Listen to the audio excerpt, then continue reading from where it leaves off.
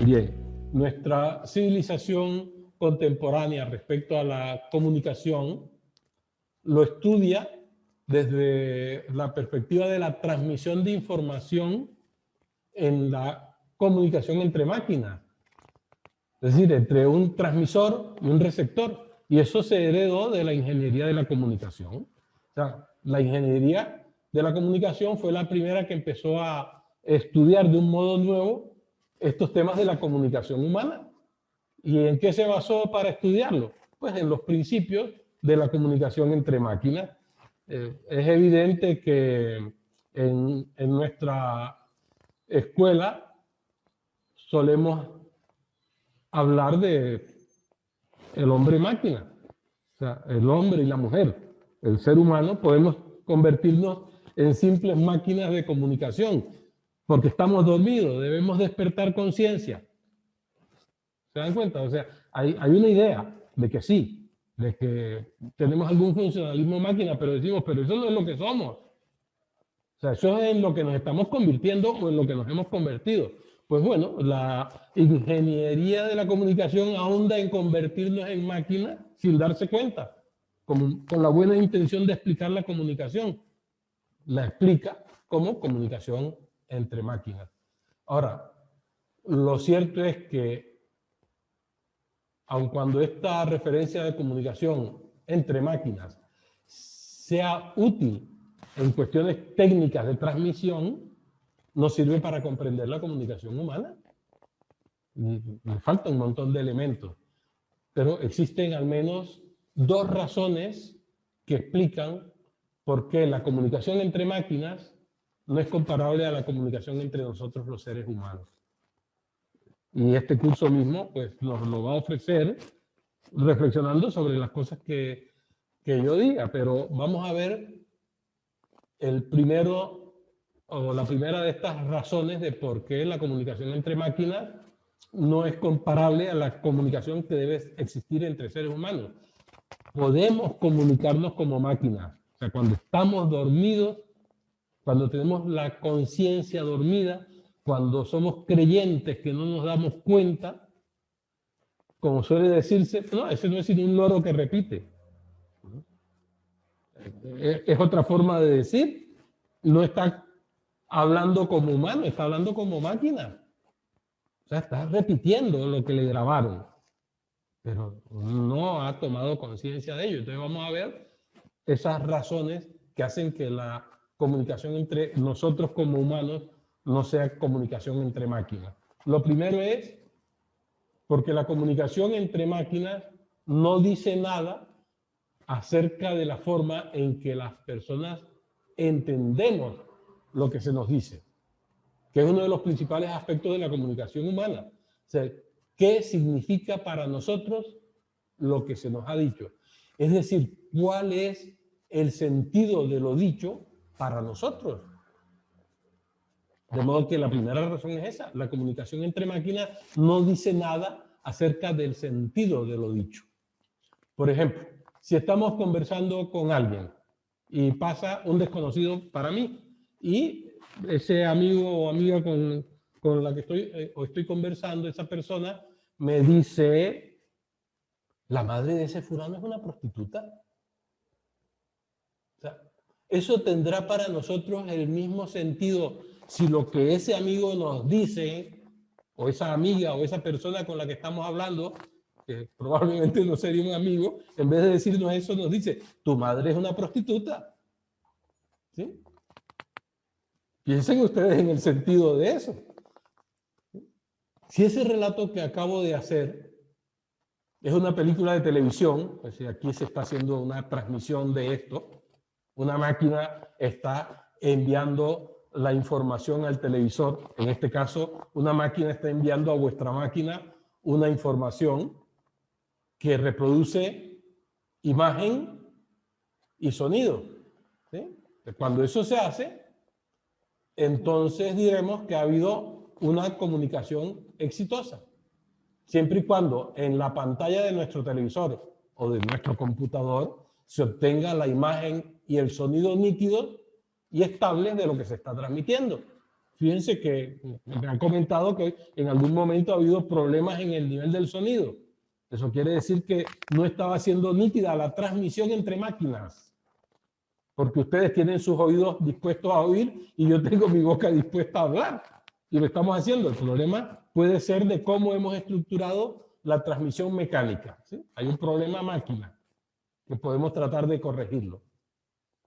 De modo que lo que aparece en nuestras televisiones está siendo transmitido desde un estudio, ¿sí? Un estudio de televisión. Digamos que yo aquí tengo ahora mi estudio de televisión. ¿Sí? Digamos que mi equipo de transmisión no es tan complicado como el de una radio o una televisión, porque es mi computadora. Pero pues, hay transmisión de sonido, de imagen, y ahí está apareciendo en vuestros computadores o en vuestros teléfonos.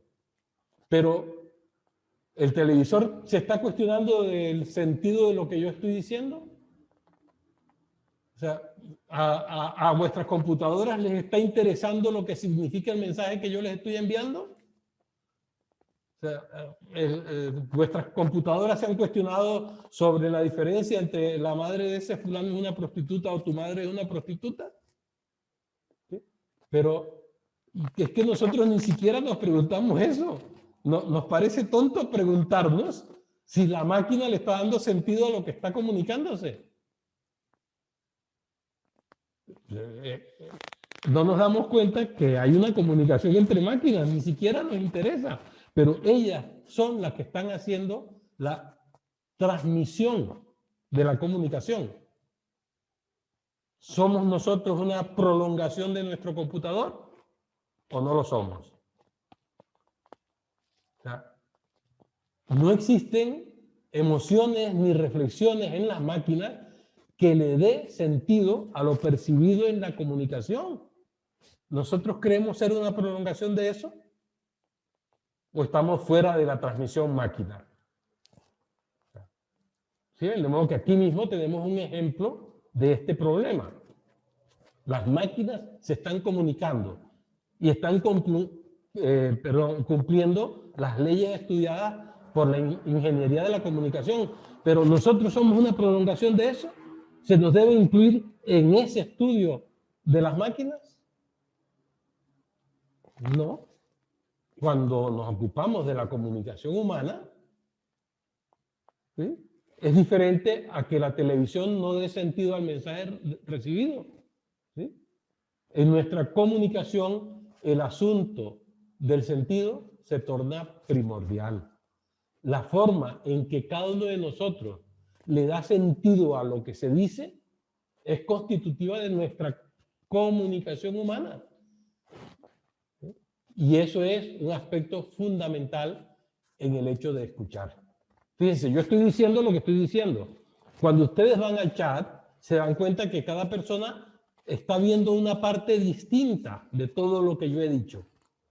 A uno les hace clic una cosa en favor, a otros les hace clic en contra, a uno les gusta, a otros no les gusta. Yo estoy diciendo lo que estoy diciendo, pero yo no soy ustedes.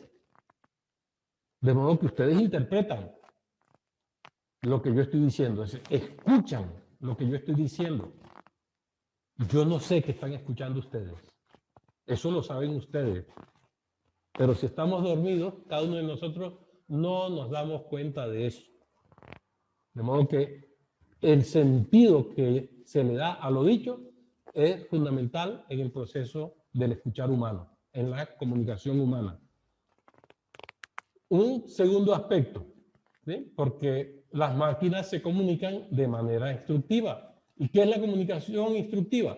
Pues se produce cuando el receptor es capaz de reproducir fidedignamente la información que se le está transmitiendo. ¿Sí? Y la forma tradicional de abordar la comunicación humana supone que los seres humanos nos comunicamos entre nosotros de una manera instructiva. Bueno, todos los que hemos participado en ese jueguito de grupo de yo te digo a ti una cosa en el oído y ahora tú transmíteselo a los demás. Algunos lo llaman el teléfono. Entonces, yo le digo al primero y hay 10 personas. Yo te digo lo que te digo y tú transmites lo siguiente. ¿Qué pasa cuando llega al 10º y se lo transmite al último? Lo normal, lo que suele ocurrir prácticamente siempre, es que el último no recibe lo que el primero dijo. ¿Sí ven? Ese hilo de comunicación humana.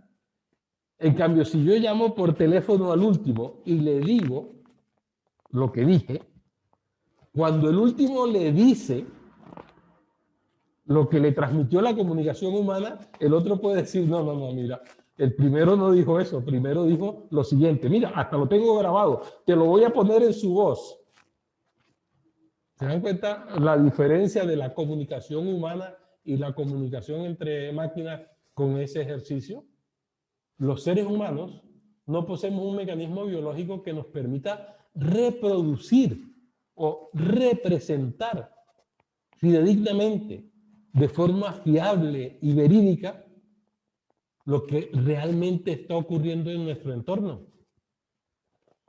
No tenemos un mecanismo biológico que nos permita decir que nuestra experiencia sensorial, ver, oír, oler, degustar, tocar, reproduce instructivamente, como las máquinas, lo que está allá afuera. Eso ya lo vimos en el curso anterior. Se hizo ese comentario. ¿Sí?